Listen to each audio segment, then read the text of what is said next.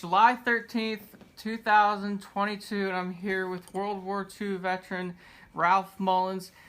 Ralph, were you drafted or did you enlist? Enlisted And what year was that? 1942. Okay, where were you sent for training? My basic training, Yes. Norfolk, Virginia. And how long were you there for? Well, I'll just have to kind of guess. I went through boot training in Norfolk and then moved a few miles over. Took advanced training there. Okay. What was your advanced training? What was it? Yes. Like, what did you have to do for advanced training? Well, maybe I could help you a little bit there. The first part through boot camp was where you learn history and marching and one thing and another. Then advanced training, went in and it was in CBs, and so our advanced training over there was conducted by ex-China Marines, so that was more or less. When did you get done with training, and what did you do afterwards? Well, went from there up to Rhode Island. And we had some more extended training there, rifle and the like of that, and then it was broke up into signed to different companies and something like that. Mm-hmm. So I was there sometime, I think up there I probably got a 7-day leave to come home and then back up. So in total, how many months did you do training? Well, I guess it was training. It wasn't just a line that you drew, you know. From there, from Rhode Island, went to Camp Parks in California, and that was more or less. This is all kind of a staging thing. Mm-hmm. So then from there, went down to Port Hueneme, California, and left the United States, continental United States, July the 18th, 1943. And where were you going to when you left the United States? Didn't know. Just put us on the ship, and Was it a troop ship? well, it was a common. Yeah, basically it was, but it had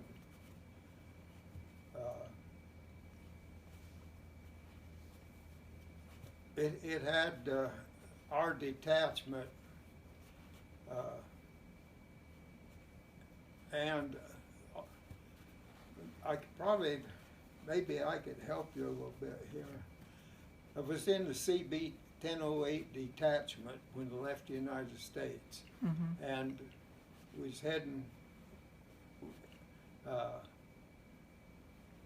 with being the CBs and one thing and another. We didn't know for sure what we was going to do, but of course they did know. I mean, there was another ship come out that when we got Florida Island across from Guadalcanal, and we got there, our another freight ship was there with bulldozers and all that sort of stuff. So. Did you ever get seasick on the way there? Yeah. Must not felt pretty good. It's about the only thing you can be any sicker is being homesick. Yeah, I'm sure. So when you landed on the island, what did you have to do with the equipment? We built hangar Quonset huts and buildings like that. Mm-hmm. We did all kinds of stuff, marine railways, and basically we built the facilities for another group that did repair. We built the buildings, and How long did you do building for? well, we was on that island for about 9 months till we had everything built there, and then we went across over to Logie, and we was doing stuff there, helping prepare for invasions going on up the line. Okay, what did you have to do after that? What did you have to do after the 9 months you were on the island? Like, did you have any new assignments or tasks? Well, basically, just doing. When you're in construction, you don't know what one day the next what you're going to be doing. You know, you do whatever there was to do. And, When were you told about the Frogman or becoming the Frogman assignment? well, that was after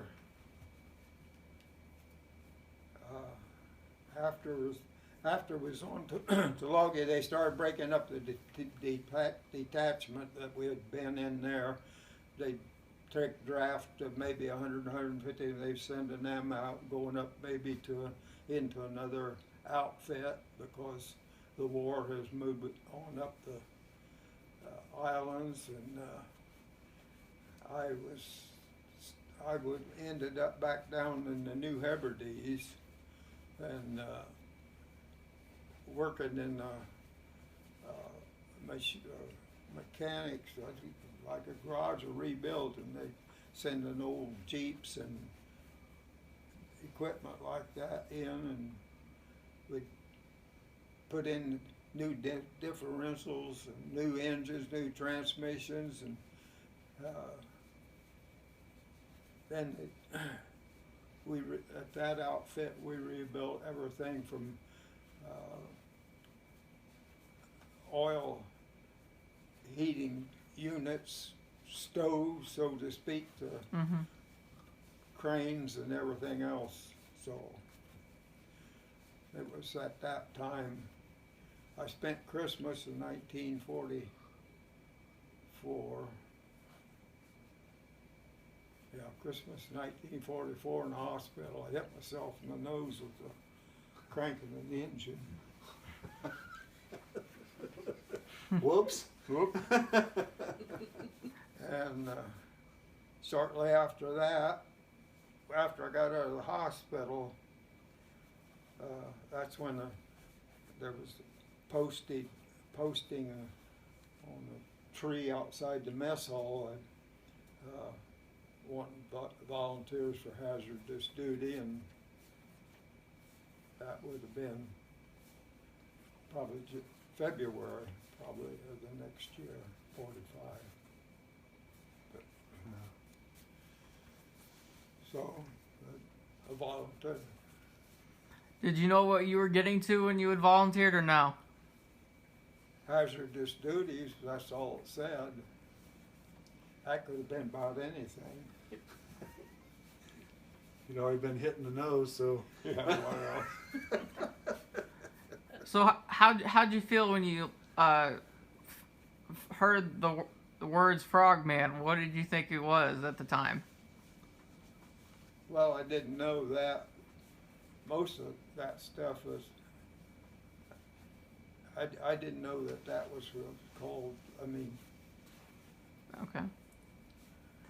So what kind of training did you have to do to like become the Frogman? Mostly physical, to start off, physical training and swimming, some demolition, and as I said, and something else, if you put enough powder on it, it'll go.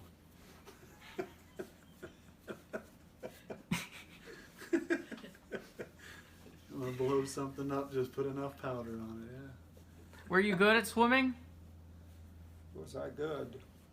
I was the best. Took a while to get there. Practice. Lots of practice. So, but that was in the early stages of the underwater demolition, and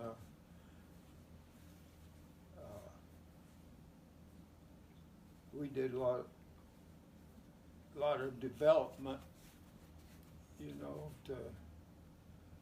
because before that they had operated out of rubber boats or something like that. Mm-hmm. And nighttime reconnaissance.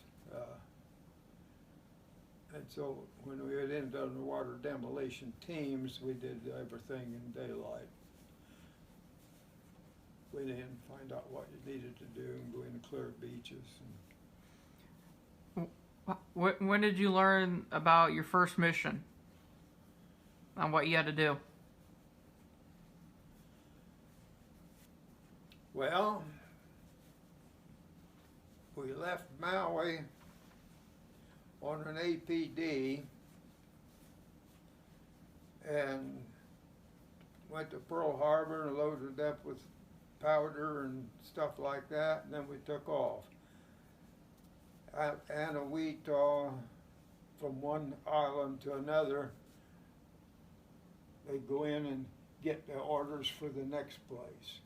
And we wasn't stopping, we was just, they was staging us, just like they was trying to find some place.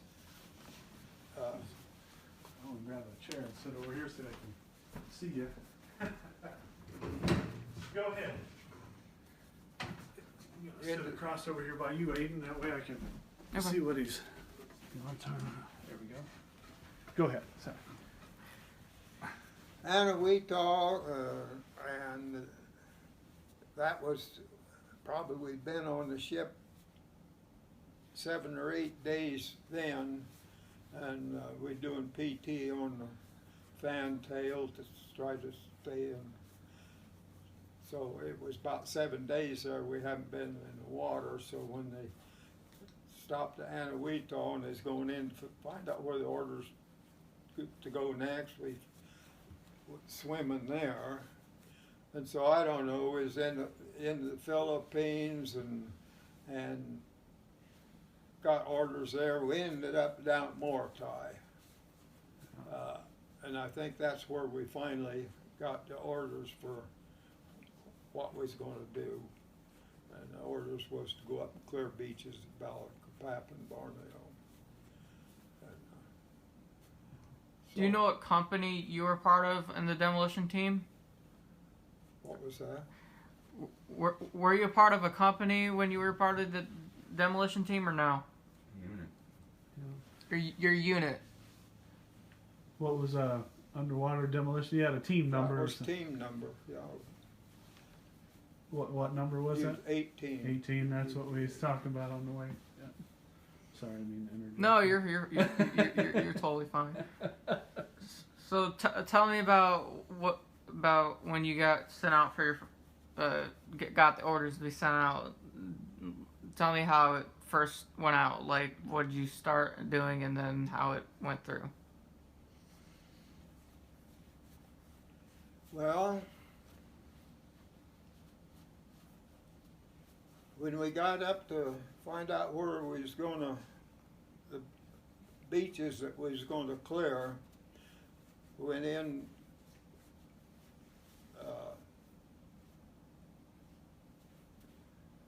the first day, it wasn't told. There was about 100 people in the team. and so they're not all swimmers. Oh, okay. Because we've got 4 boats in, and so there's probably 6 people manning those boats, mechanics, deckhands, gunner, stuff like that. So the first day we go in and they drop us off.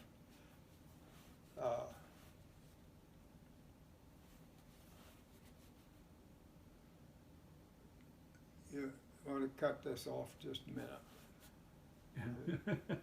Going crossing the international date line, because in the Navy you always had fish on Friday. Yeah. And that was not the most welcome thing. And it seemed like that when we was going over, we repeated Friday. So you could fish. It's Fish Friday again. It's Tuesday. Come on. And coming back, you always miss Thursday and jump through Friday or something like that. However that worked. So anyway, we go back down at where we're going down to check these beaches where the invasion's going to begin. And a lot of the stuff that I didn't know at the time, but it was the Australians who was going to make the landing there. Yeah. So the first day it was part of the team. It wasn't the whole team, that's what I was getting at, is that we're going in to check a certain area of beach. So we can do that probably with 3 or 4 different small groups, maybe three guys here, 3 guys here, like this, and cover the whole area going in. So we're going in and checking the depth of the water to find out what kind of bottom there was, because the landing craft's going to be LSTs and different landing craft like that. We can find out what the slope is, and then also to find out what's on what kind of, if they go in there, when they hit the beach, what's it going to be, you know, what kind of terrain is it going to be sandy, what kind of vehicles can run and stuff like that. Now, we only worked to the water's edge, so where the water left off, the grass started, the grass was somebody else's business. So we didn't. So how did you guys dive down and look at it, or what did you do to figure out what the ground was? If it was clear enough, you could look down and see. Yeah. But we had as how primitive it was, is we had strings with bolt tied on the end of them, and they're not ever 6 feet. You drop it down, and then we had a piece of plexiglass that we sanded, you know, with a pencil, then you could write on it. The only thing now, we got swim fins and swim trunks and face masks. Yeah. I'm sorry for that. So you drop down, and ever so often you take a measurement and find out the slope. Okay. And kind of so that then there was you never knew over the 4 days or 5 days that we operated in there what you might have tides. You don't know. Sometimes you're going in. It might be low tide. Next time be high tide. Yeah. Like we went in and found these barricades set up just posts that were out into the water. Well, they was probably put in over a period of time at low tide, and then I know the last bunch we went in that it was rough seas, and sometimes you have to dive 8 feet down to put the charge down on the bottom. Jump a little bit ahead of the story there, but of how we blow it. But then the next wave comes in and leaves you hanging up here on the cross pieces. So, and then the place that we're going into, Borneo, is real rich in oil and all kinds of minerals. It's a rich, I guess it's really an island or something like that. But anyhow, so up on the hills up here, there's oil tanks. They pump for crude oil. Oh, okay. And so it's from the beach, it goes up like this, and so at one time, it had been being bombed and everything, so there was a lot of smoke. Sometimes you didn't really, in fact, one time going in there, it was so smoky and stuff. We didn't really know for sure if we was getting into the right place or not. Okay. And then another thing we was concerned about with the oil tanks up there, they were burning, and the smoke and stuff was blowing down. We was concerned too about, you know, if the tanks was ruptured, or it might be, and they're up high, concerned about maybe be set on fire. Yeah. There's all kinds of things you could be concerned about. Yeah. So anyhow, this first day, I was swimming with, we had swim buddies. We always swum in a pair. Okay. And Bill Sieber, a kid from Tennessee, he was my swimming buddy. So anyway, this one is the first day in. We went in and taking their measurements and everything. We got into the first row of pilings. Now, that's another thing. They were might be logs that was driven in like this and set ever so often.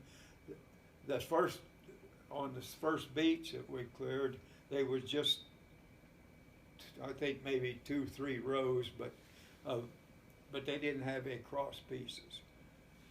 Okay. It was just kind of a simple outfit, like maybe they just hadn't finished what they started.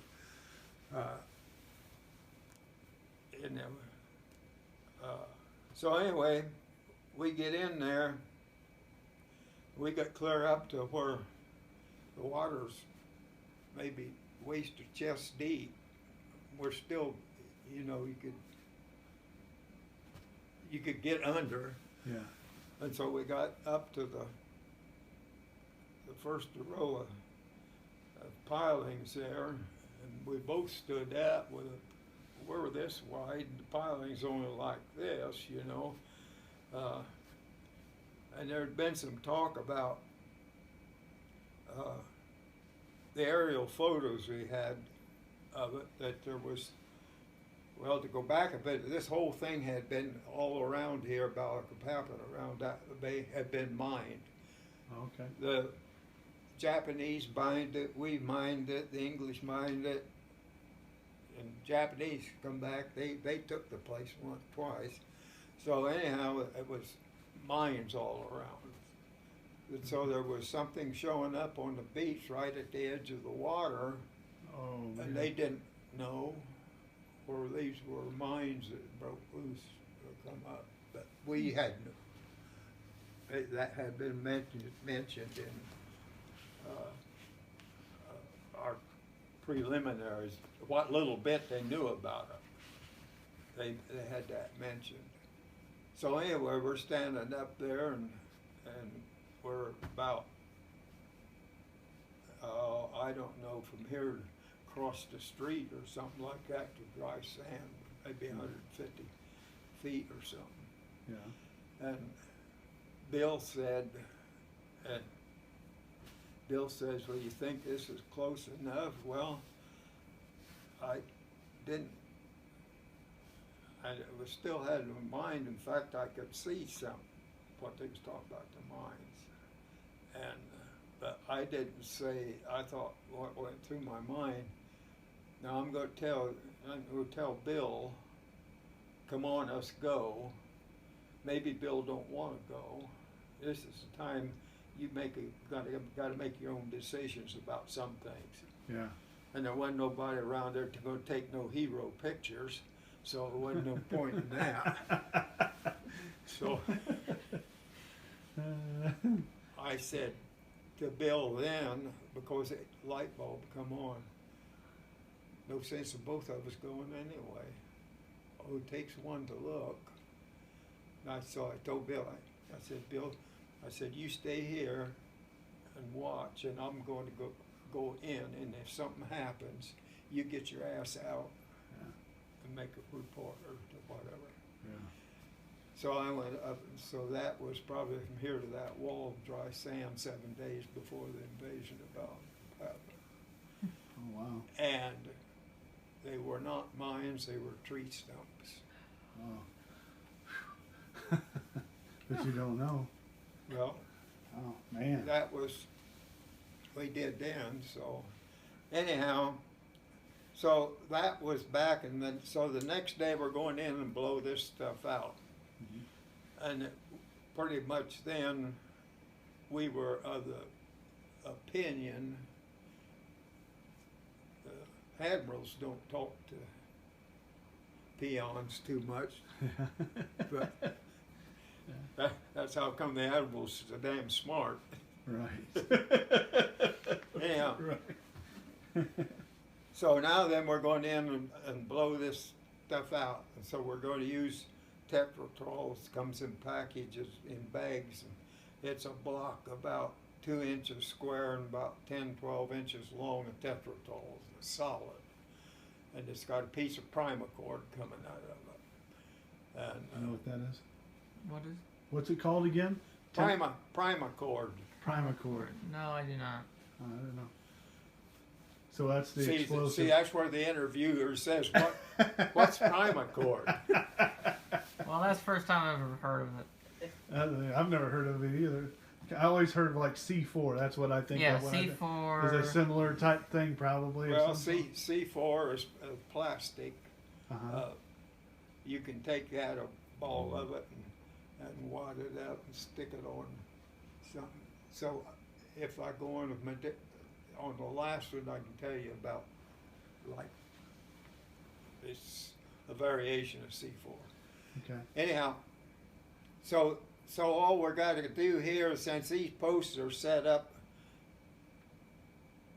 and nothing can be done, all we have to do is go in there and blow them off at the bottom, you know, because then they just fall over, that's it.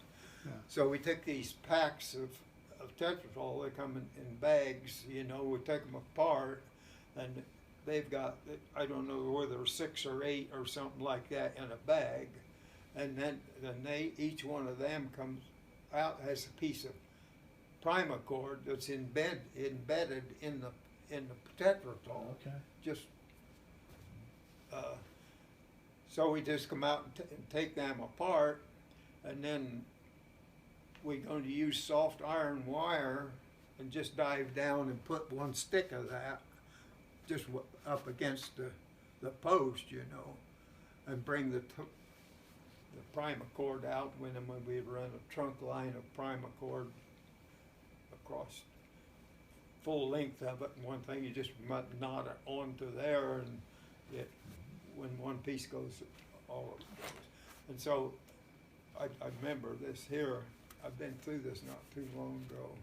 So where you're out about Capapa and Borneo on a ship that's out there, where do you get soft iron wire to wire your tent on? But it was on there. Was it? We had it. So anyhow, I had pictures there. The guy sitting there, just taking it apart and putting wire around it, you know, here's a hole, let's pitch it over here when you get done. And so anyhow, so then the next day was the whole team went in, the swimmers, well, of course you had the boat crew. Now, a little bit, there's Japs out there on the island. But since we went in and come back out, the ship's crew says there ain't no Japs on that island. You guys just blowing smoke, you know. Well, that night, there was 4 Betty kamikazes come in through the ships that we was anchored out there because they didn't have any defenses, so our ship was anchored and the cruisers and everything out. So anyhow, so we're going to go in and do this, and one thing and another. So we'll back up and give you what was facing when we're going in. You don't just walk in. So you got the cruisers out here. They're firing maybe from 5 or 6, 7 miles away, and their shells are hitting up in the high ground, you know. And then the smaller destroyers, they was a little bit, they coming down a little bit. But the final thing that was happening, where the beach goes along here,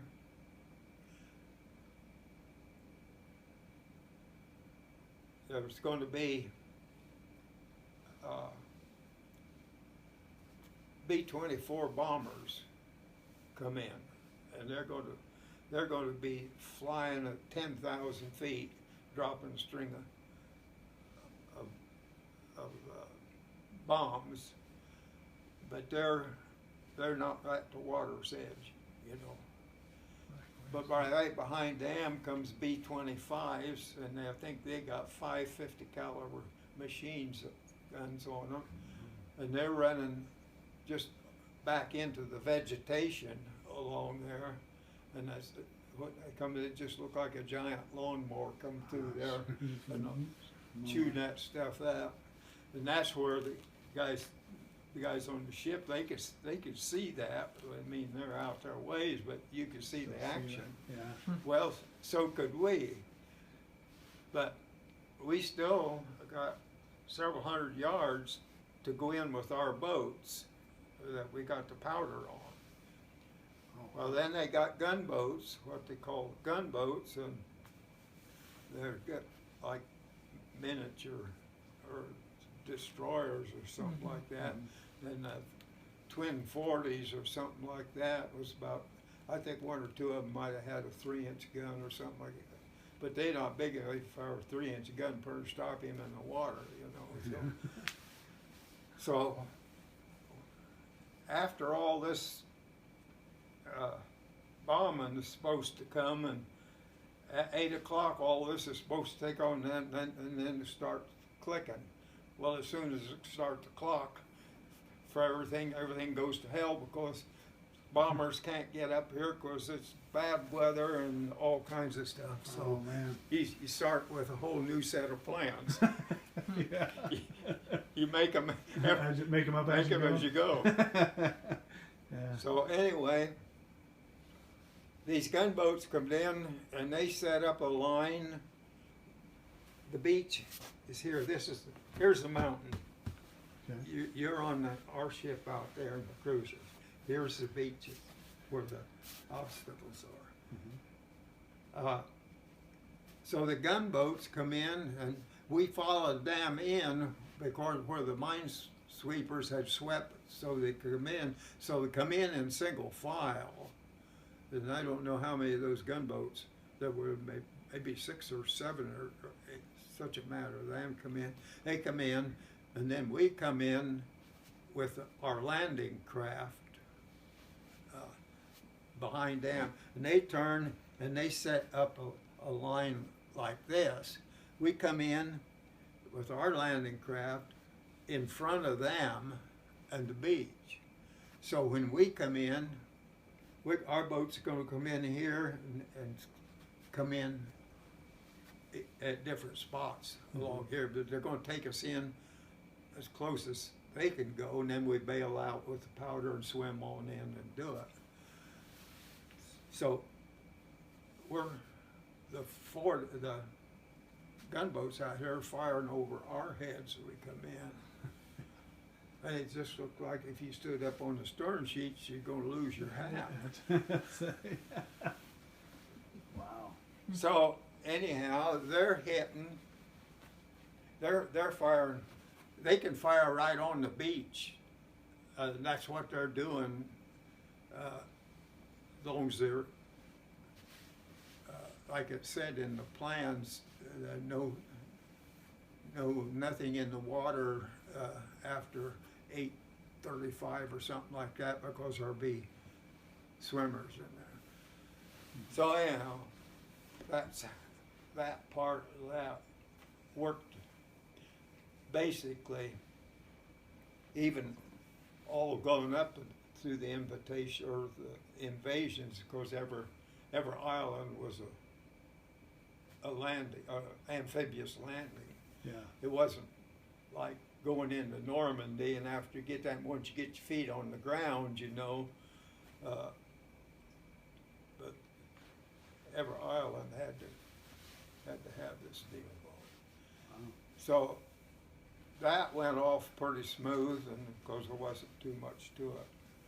Then the next day, that was day two. Day two. Day three, we moved down to where is really going to be the actual landing. This up here was kind of a school thing or distraction. What, was it kind of a decoy or distraction? Well, yeah, but it was fortified a whole lot different. It had the 3 rows long catty corner like a checkerboard, and then it had cross pieces going each way, just tied together at the top. So the problem there, different problem, got to cut it off at the bottom. Yeah. But if you cut it off at the bottom, and up here someplace it falls over, and then you got a three-pronged thing. It's not secured, but it's still in there. So we got to cut them cross pieces off too. So it's going to take a lot more powder. And Wow. that was so. The third day we went in. Went in. Everyone of them on the recon and come back with a report on what we seen and all that stuff again, except we got a different problem here. Oh, wow. So what we're going to do here is we're going to put that charge on the bottom, but up here at the top where they're across there like that, and then across this like this. Mm-hmm. If we go down at the bottom and cut it off down there, that means you go down and you put a piece on just like we did at the other one. Mm-hmm. Now up here, we're using what they call Haggison packs. And what that is, it's got that is like a shape charge almost, but it's in a sock. Okay. And you got the primer cord coming out of it. So on them, you just take a bite and smack that on where the cross pieces are up in here, Mm-hmm. and tie that in, so that blasts that thing up. And when all that goes, you just got to pile it in on it. So how many of you guys would be out there doing all this? Half a dozen of you, or? That's what I figured out. One of the things, there was 100 people in the team, but we never. That was complement, but we never was up there. We was always about 10 short, seemed like. So that's what I took off. You take a coxswain, a motor mac, bow hook, and a gunner. From 4 to 5 guys on 4 boats. You see, that takes say 20 off, and then there's always others who are not swimmers. I always figured if we probably had 60 swimmers, we'd probably lucky. So when you guys placed all them bombs, then how did you get out of there, or before that blew up? Who made that decision to? Okay, it's time to get out of here. It's time to blow. Toot the whistle when you get ready to go.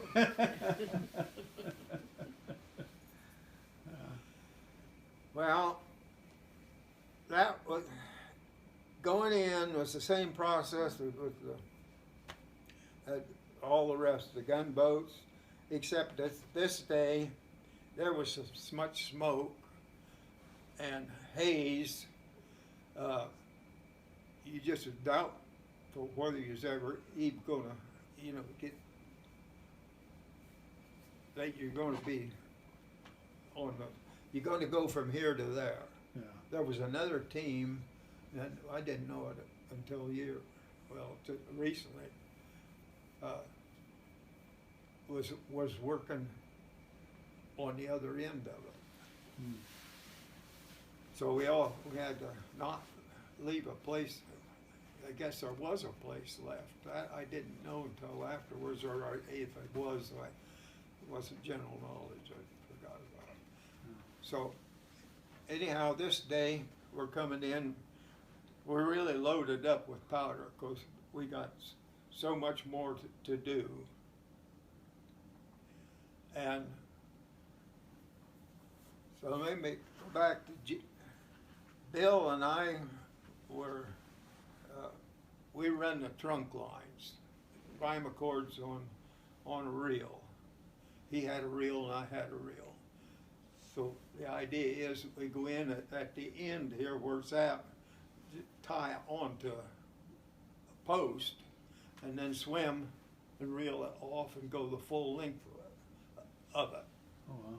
And we did the same thing then, coming back through on the other side. So we had 4 strings of primer cord that run the full length of it. And so every piece of explosive we'd going in there, whether it was the sock on the top or the one on the bottom, had pieces coming out. If you put the one on the bottom and put it on there, you had a piece up here, run up till you hit this first, whichever one was handled, didn't make any difference as long as you got it on. Put that on with a clove knot. And then every once in a while, somebody would tie crossways on them, so even if there was shell or something hit in there and cut it, someplace there would still be a circuit, Sure. So this was. So anyway, go back now. Coming in this day, this is a different deal because we got all this powder. We had it on flotation bags, like bladders, floating it in. So we're coming in with our boats going this direction, across here. Bill and I were on this side, and there's 2 or 3 others here on this side of the boat. Then there was other guys here on the other side, and then the powder, a lot of it was piled up on the other side. Their job was to push it off. well, our boat's going to be going in here, so they're pushing it off. There's kind of like a manure spreader, you know. Then you go back and try to find it. So, since we're coming in and getting closer and closer, and Bill and another guy there was talking about the skipper. He was in our boat, the commander, and they said, "Well, come in, getting in closer all the time. We never brought that landing craft in that close." Somebody said, "What's he going to do? Bring us all the way in? It'd be nice, you know. You just go up there and tie it up to a post." Yeah. And so we're running along there, and all of a sudden, just almost calmly, I can see the commander says, "Everybody out." And everybody pushed the powder, and everybody's out. Well, the powder was not strung. It was all ending up right here. We're moving, but it's all going to be right here. It's not going to be strung out as we go. He said everybody out. And I can remember up there looking up in that hill and seeing this 37 millimeters coming. You can see them coming. And it's coming up here in the hill. It ain't pointing here, but the closer it gets this way, he's got curve on it. Yeah. And I set a world's record there, but there was, like I said, wasn't nobody there to take pictures or. You had to dive down, or what did you? You're damn right I dived down. Wow.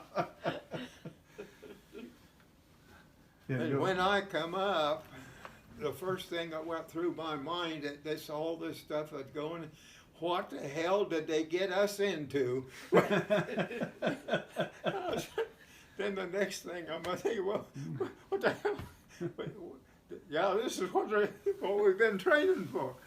Oh man. Hazardous duty. And Hazardous duty. so anyway, about that, then I looked, when I did come up, and more stuff is popping up all around.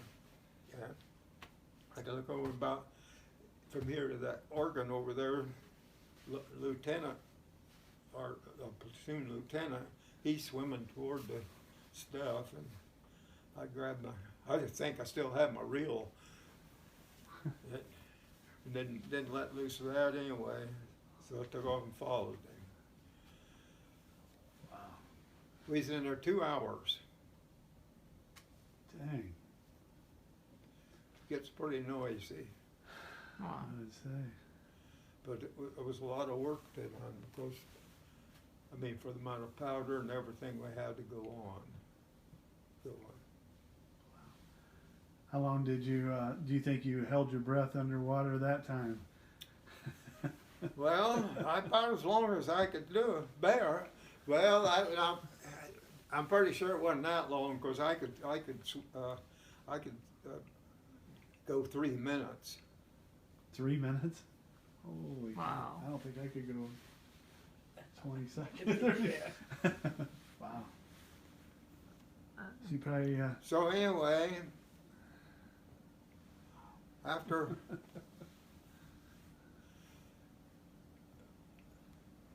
I don't know. I think we did, but we probably worked till we got it done. You said how long? yeah. But then when it was done, then we give I don't know. Okay, we're done. Go back out to the pickup line. Yeah, get out of And the so then there's a few pullers. They were still in there, close enough, and they had I forget now what the delay was on it, but they'd be the last ones out. So anyway, we got it all done, and it gets kind of it's just you just working at it. Pretty soon you notice all the commotion that's going on. You're the commotion. yeah. But there's still firing going on because if there's anything else lights up on the hill, the gunboats are right on.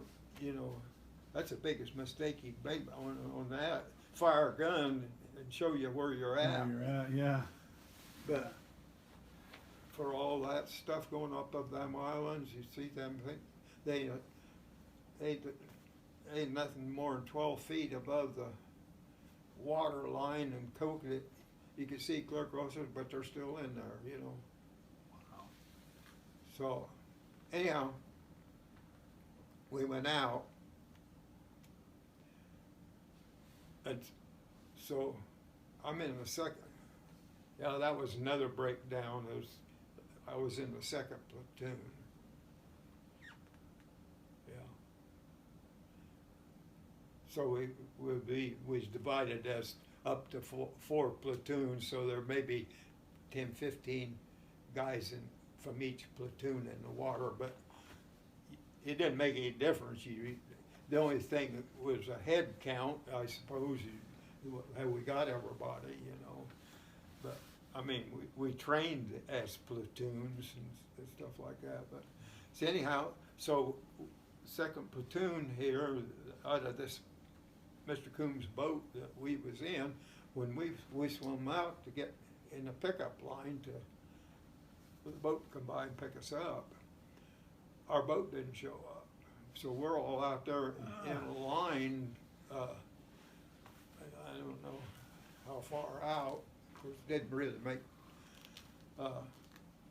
Boat didn't come up. But you could get up. You could see the other boats was picking up. You know, clear on up the line.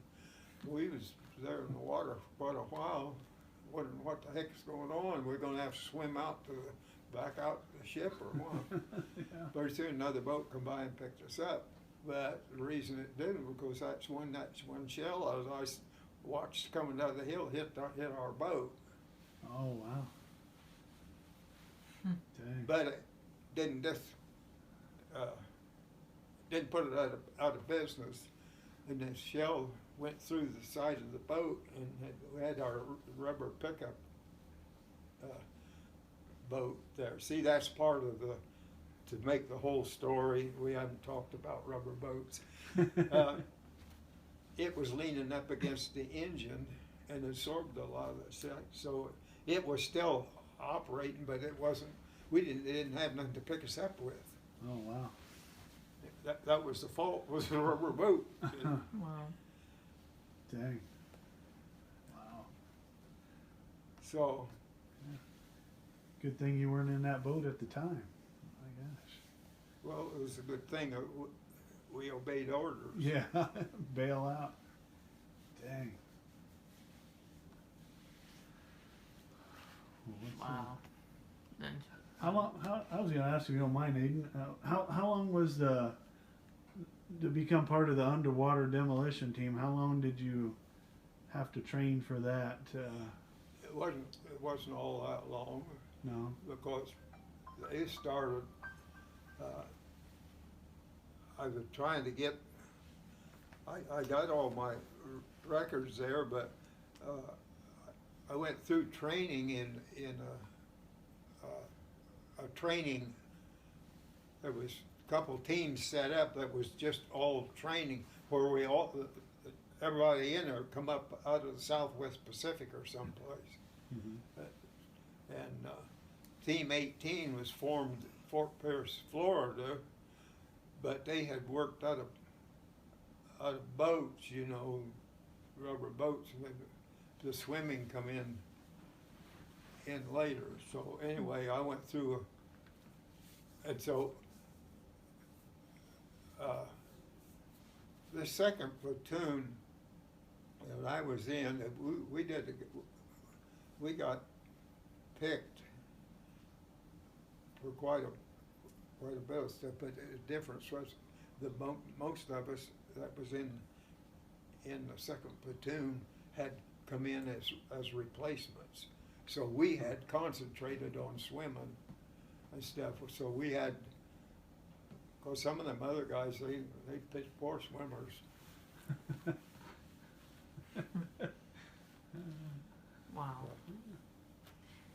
Did they ever talk about helping with the invasion of Japan at all? Well, the team 18, we got after Borneo, we went back down, went back and picked our gear up and come back into Oceanside, California. Got back in Oceanside, California, I think the 2nd of August.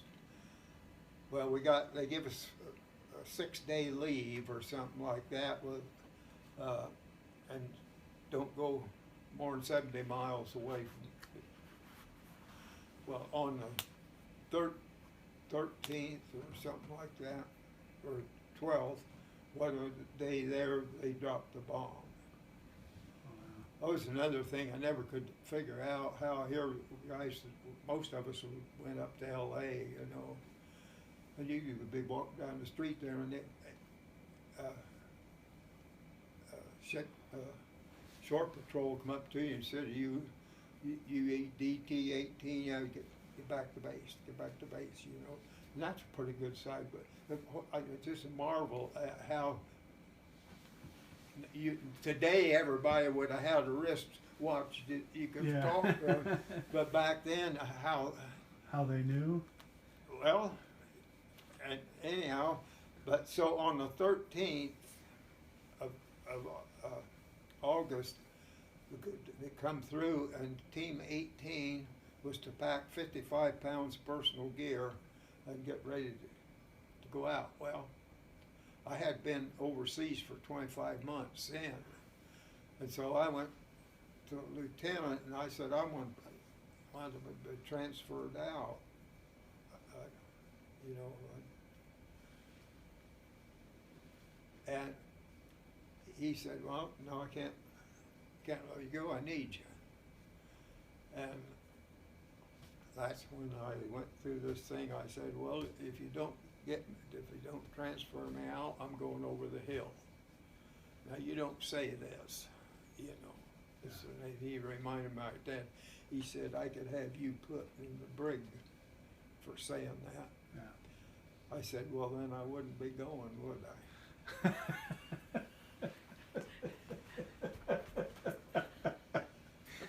But within, and this is how things work, though, is the marvel of fighting a war with nothing but typewriters. Within an hour or an hour and a half, I think there was 13 people showed up, and 13 of us was transferred out. That we all had time overseas. Mm-hmm. So Clark didn't have to chase me down. So that day then, they went up, let's see how, from San Francisco, I think, or someplace up there, and they got a plane, flew to Guam, and then they got another APD there, and then they went to Japan. That's where that's come in the pictures there, that of one of the guys, the warrant officer, was walking down the beach. He went in first to see whether it was a trick or not. Mm. So anyhow, that was another one of them things where it comes up about being first or something. Yeah. So they was there for a month. September to the end of September or something like that, blowing up all that stuff,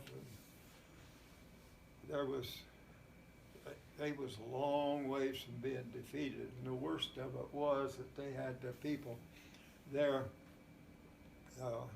it was part of their strategy, was they was willing to sacrifice 30 million civilians till we got so sick of that. They was looking for a conditional surrender, or not a surrender, Like an agreement or some sort? Yeah, that was what they was going for. But then the second bomb was the thing that, but then to go back to the personal note,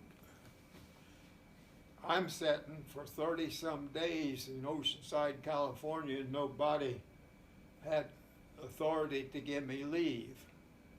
I got to thinking, well, you smart ass, you're going to tell what, you're going over the hill, you want to just go over the hill and go home.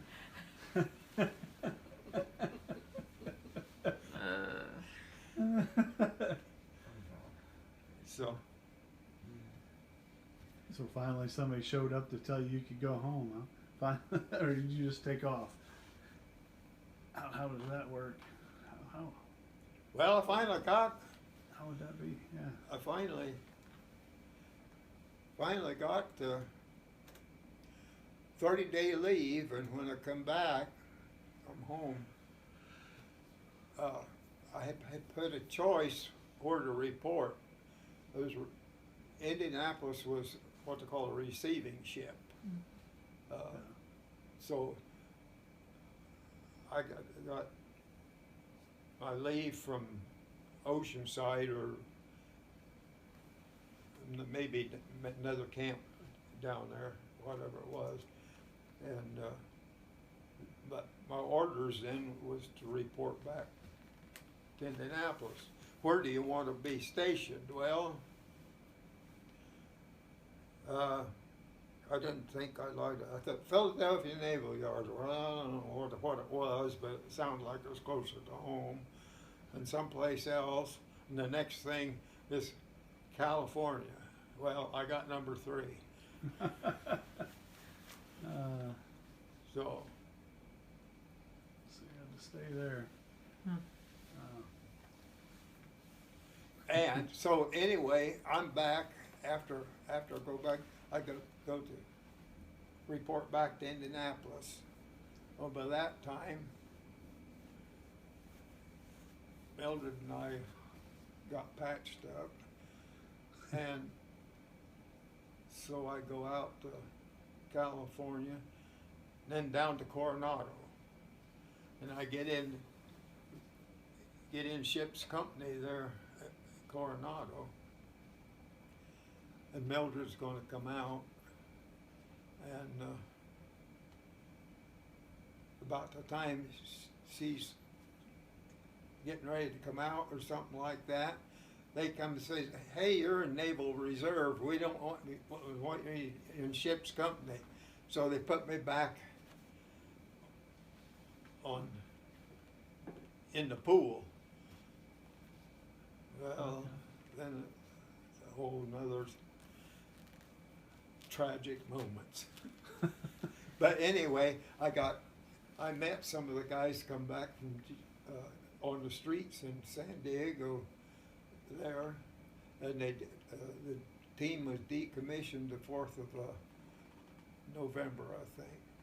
So as soon as they got back, they just... That was it? Okay. Wow.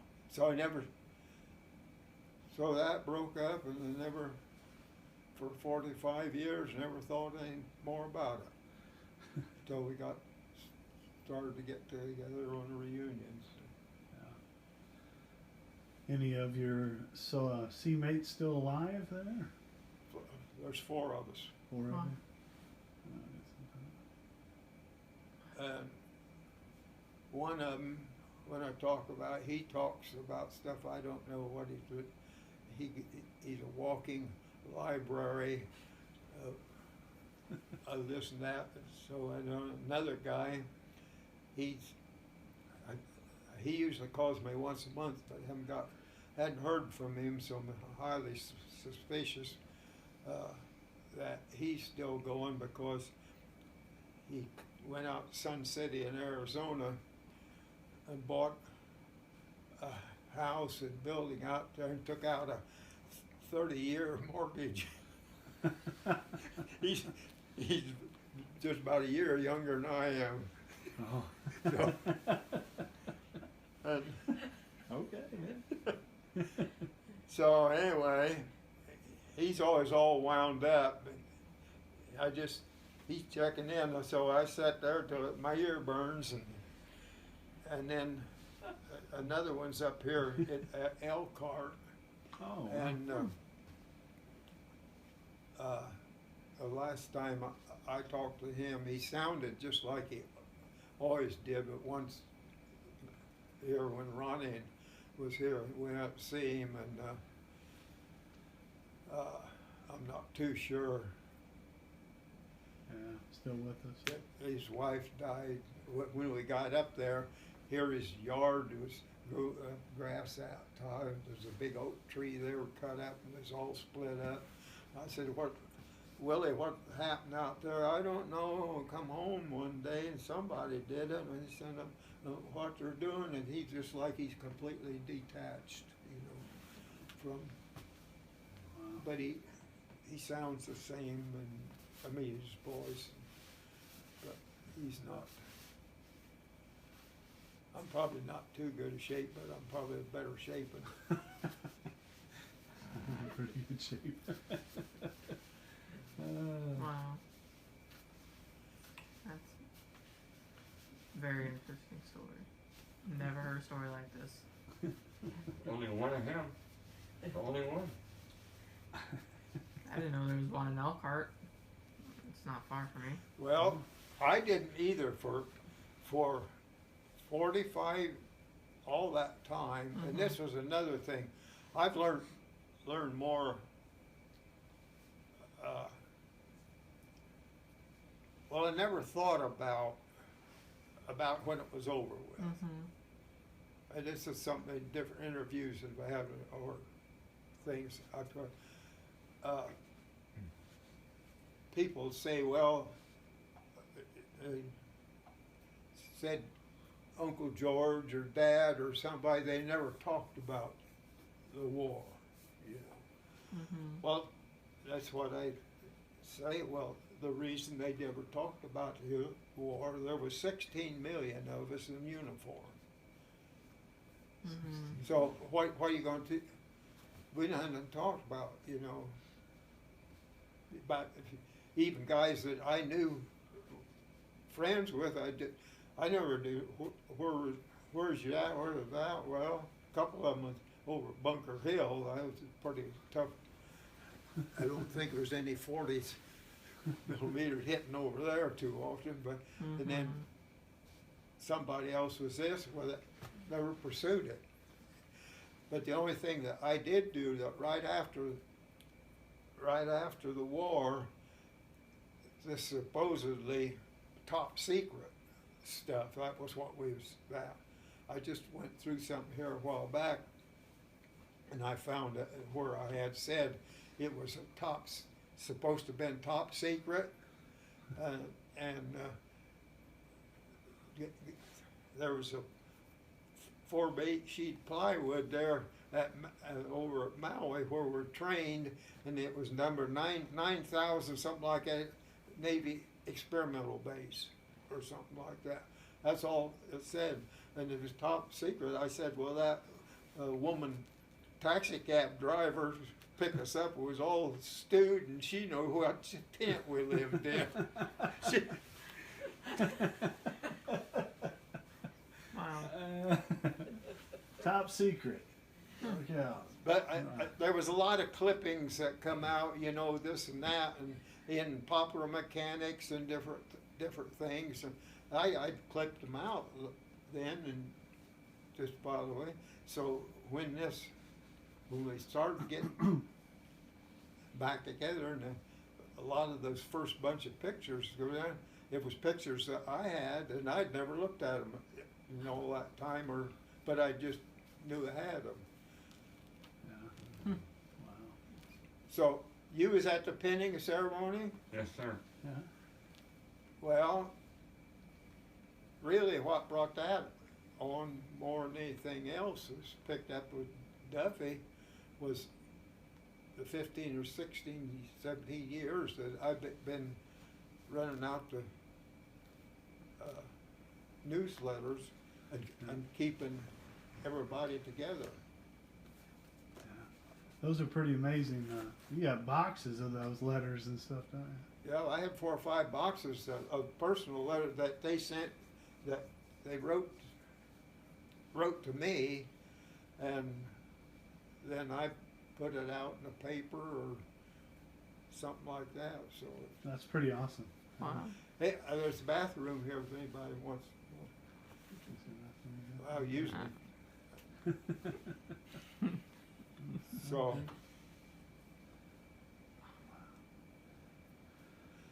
I just,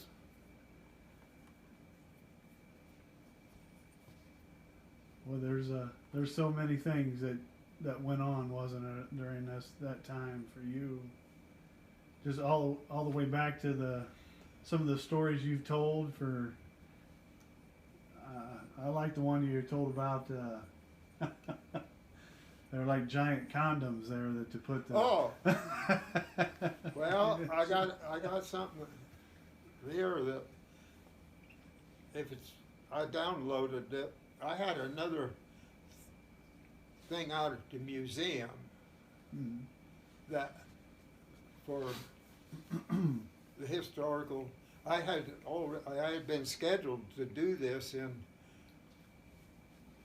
May or March or something like that, Yeah. and that pinning ceremony come up in October or something before that. Yeah, it was October. Yeah, October. Yeah. So now what was I going? Oh, we were talking about like they put the ammunition Oh, stuff inside oh, a condom, giant condom. Like Well, okay. that? I've got this one, Ronnie. This one that I did out at the museum. That ran about an hour, but I concentrated a lot on the mechanics of what I was telling you about, how the prime cord worked and this kind of stuff. Because some of the people was, we didn't have a very big crowd there that day because it had this other thing, and it was in the paper far down Camden, Florida, or something down to Logansport. Yeah. And it got pretty damn sight better. That woman from Ferris Tribune, do you talk about? Yeah. She was good in interviewing, but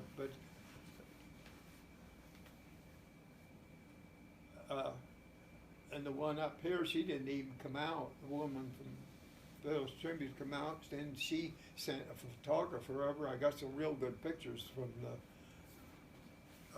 out there. Yeah. Ronnie, with all his equipment and everything, he turned it over to Sean, and Sean didn't know how to operate a $5,000 camera. Wow. Wow. So, well, okay. So I'm going through all this thing, and there's that thing about that I did out to museum, and that come up about the condom, but I didn't explain what it was about. I just had where he said that he wanted the case of them. Said it must be a mistake, He said, yeah, he was supposed to get 2 cases. Oh. Well, but then I didn't go ahead to explain what it was, but 2 dozen had probably done it. Was used it to waterproof the caps and stuff like that. Yeah. And I'm not sure how they set that. Then they also, you could set a fuse off, with burn it, with a torch or something, heat. Yeah. But then they had also a fuse igniter, and I don't know how that I never had any experience with that. I used caps. They sometimes put the cap on that fuse and then bite it down like that, and then they come along with a little thing like a scissors little crimper. You better use it instead of your teeth. I don't know how much difference that would make. But anyhow, that, and well, if it's coming out, I just went down and was pulling it off, copying over on thumb drive, that interview out there. I answered a lot of your questions and a lot of anecdotes and stuff in there. And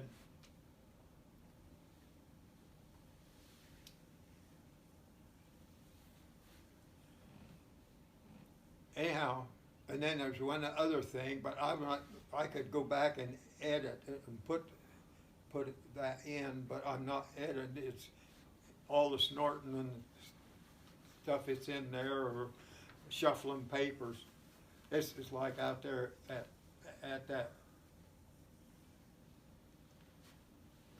pinning. Mm-hmm. I didn't know what the program was. Yeah. I asked Duffy, how long is that going to last? He was 10, 15 minutes. And I said something about, and I'm thinking, well, some people are going to be driving 1,500 miles for a 15-minute ceremony.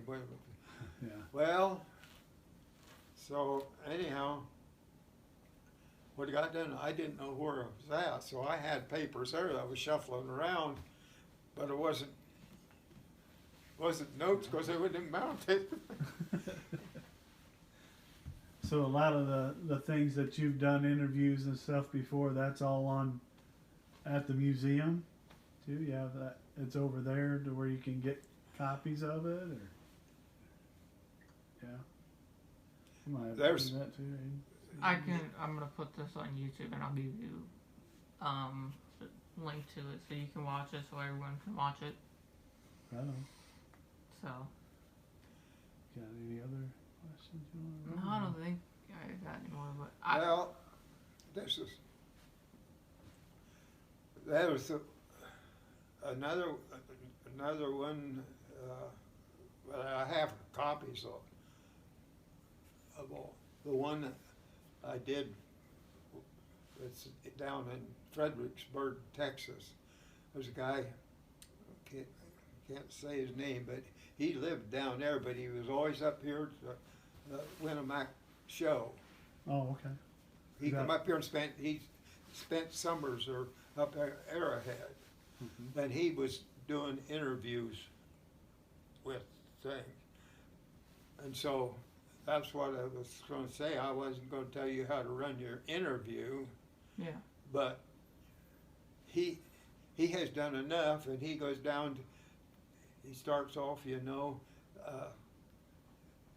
this is the date in here and this here, and then we're doing this interview for the history of Southwest War or Southwest Pacific or something like that. Goes through that. So he starts off just practically who I am when I was born and stuff like that, and he'd post each time. Perhaps he would bring up a next logical question. I mean, he was professional, but don't take us a criticism at all. But that went on cassette tapes, and there was better than two, because I get kind of windy, and I got when I run, then I jump back over this branch where and understand this, you have to know this. Right. Mm-hmm. Yeah. And it's like I say, well, we tied a primer cord on it. Well, what's the primer? Is that tied on a dog's tail or what? What? All right. But so it went on, and he had a fixation with Guadalcanal, and he had been to Guadalcanal, and he never was in service, but he'd been either 3 or 4 times. He had visited Guadalcanal, and I don't know why what his fascination was with it. But all those islands out of Guadalcanal, these soap companies, they had plantations of coconut trees or palm, whatever it is. You know, they was in the soap business, and there was colonial setups on these different things. It's in fact at Tulagi, that was only there was only go all the way around it in 7 miles, and just a ridge right down through the middle. They cut blasted. You could, if you was good, you could take a 6x6 scrape paint on both sides coming through that cut, so you didn't have to drive all the way around. But that had a deep water, 200 feet from where that comes. The ship that I went over on, the SS Henderson, it was SS steamship, not US. Okay.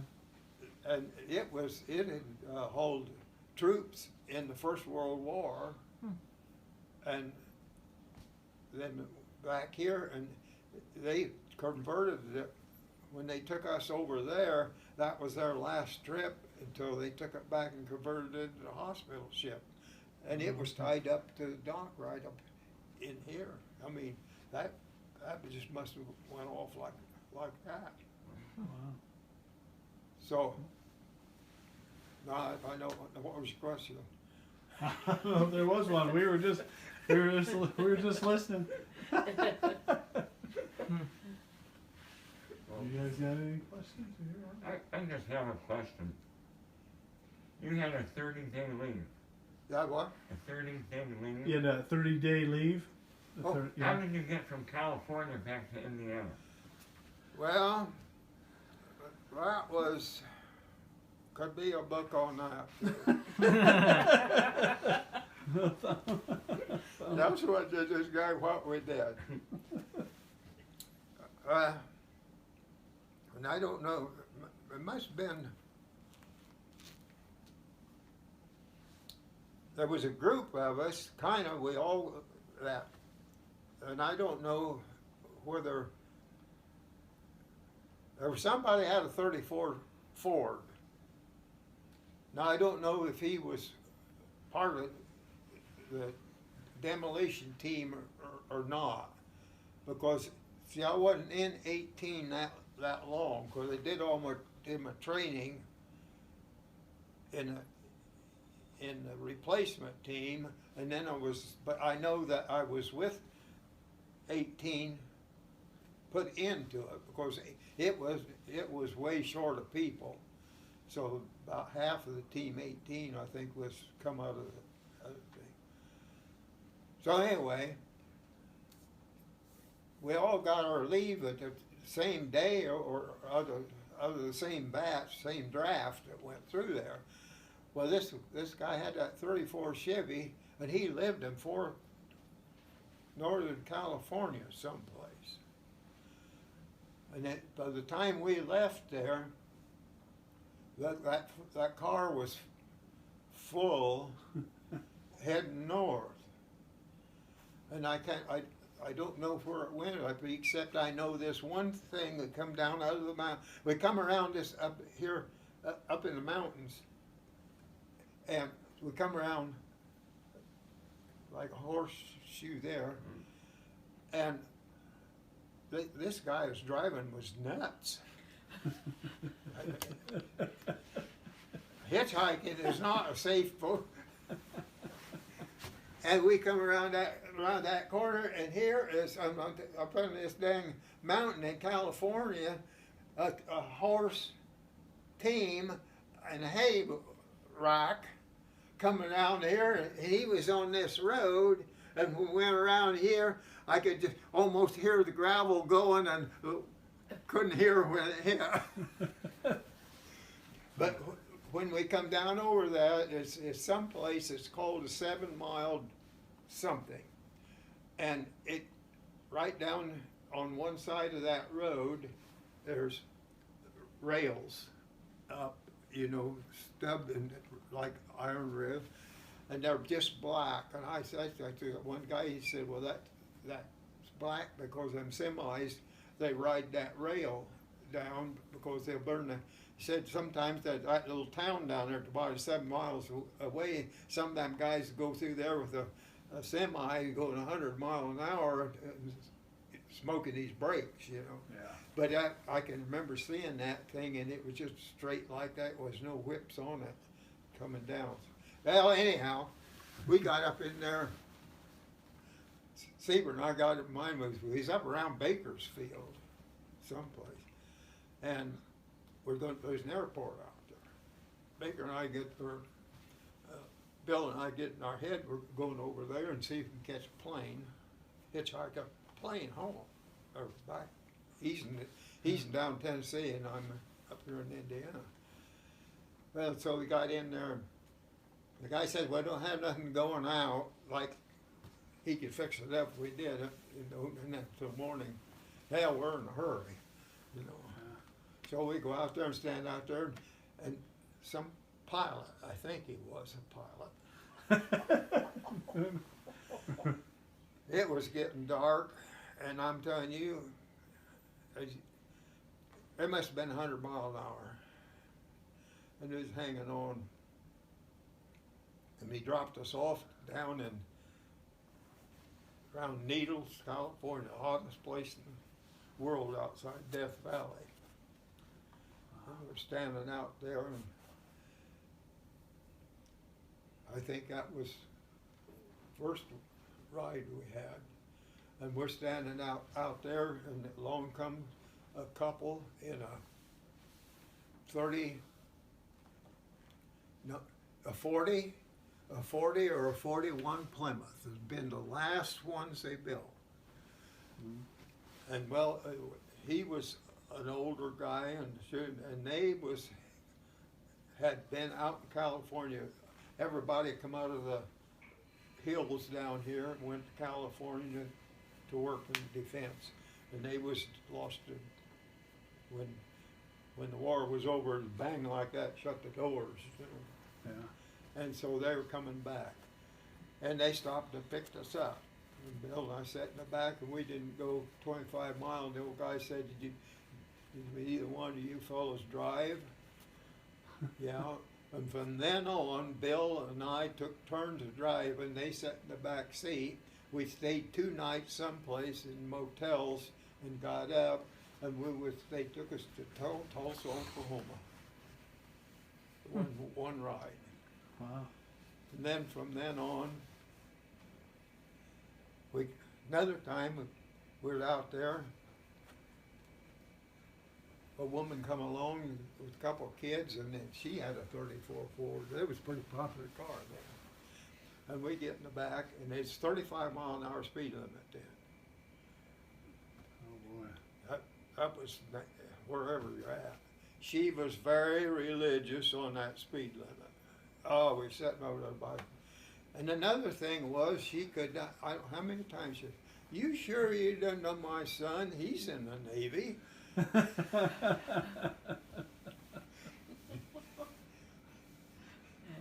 my gosh. And so someplace along in there we counted, I don't know, we must have had 20 rides and about that many miles. Oh my gosh. Wow. Oh.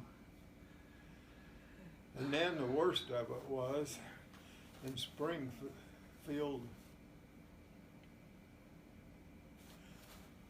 I think it was Springfield, Missouri. We had been standing down along the road, and a guy coming in kind of a pickup, homemade pickup truck, a bunch of kids in the back, and he stopped, picked us up. Well, he says, well, how far are you going? Well, I'm going for peace down here.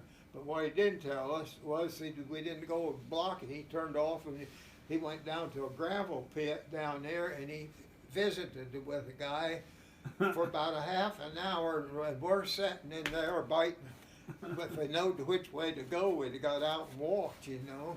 Oh, And sure enough, when he finally did get it back up there, within 2 miles, he said, "Well, fellers, here's where I turn off." Oh, man. But anyway, Springfield, Missouri, we got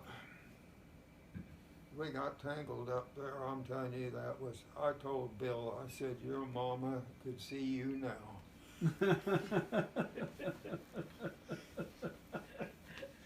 Wow. Wow. Dang. You're here, so you made it home. Huh? You're here, so you made it home. I read Bill, he was clear out of it. Well, when you go in and take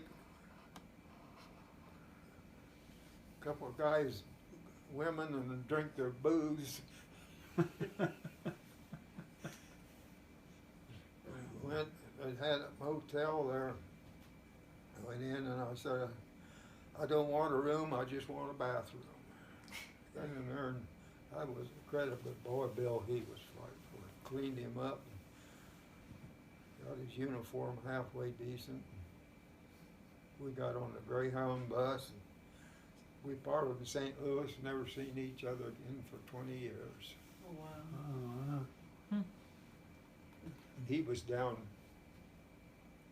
we had a ski boat then, we was down in either Cumberland or another big, I told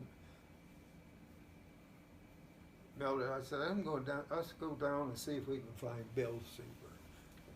He always said he Lake City, he lived in Lake City. Well, he was like me, telling him in Logansport.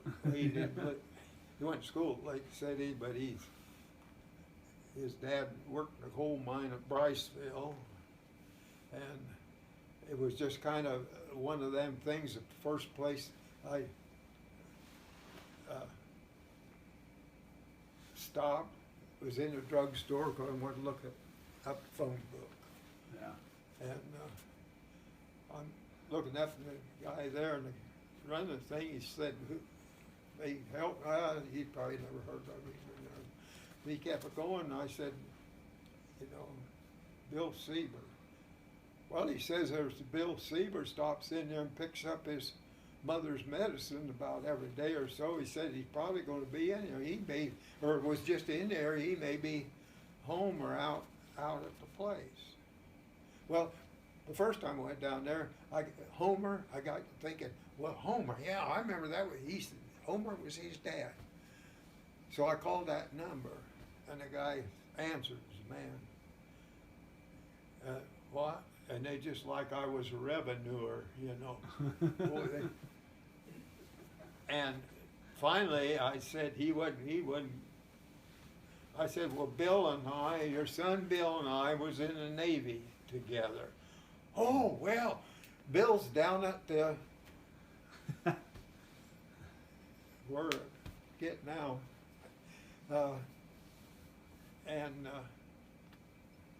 yeah, so he just tell me how to get there, and there was about 20 miles down there to another town.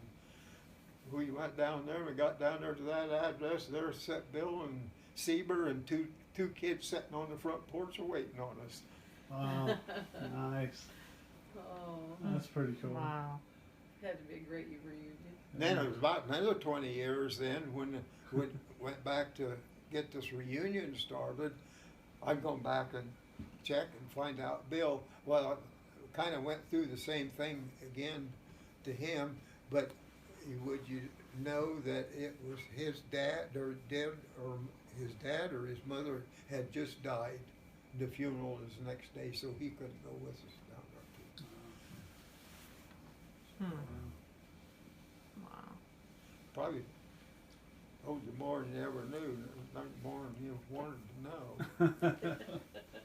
How often did you have those reunions? Well, we had two right close together. Let's see, there was 11 of us met down there in '89. Then we had a reunion in '90, and they had, there's one officer, he'd been in the newspaper business, stuff like that. He would write the local newspaper, you know, but the last addresses he'd had was 45 years ago. Yeah. Long, and a lot of guys never went back to where they enlisted, you know. So, then the next year, I was trying to count the picture in it, and then I think it was over between 40. That was the wives, guys and their wives showed up that first reunion. Then we had one 41, 43, and then 45. 45 is when they was going to break it out. That's when I never could figure out why they picked on me, but it seemed like all through my life, I'm the dumbest one of the bunch, but how come I always end up in charge? I know that feeling. No comments over here.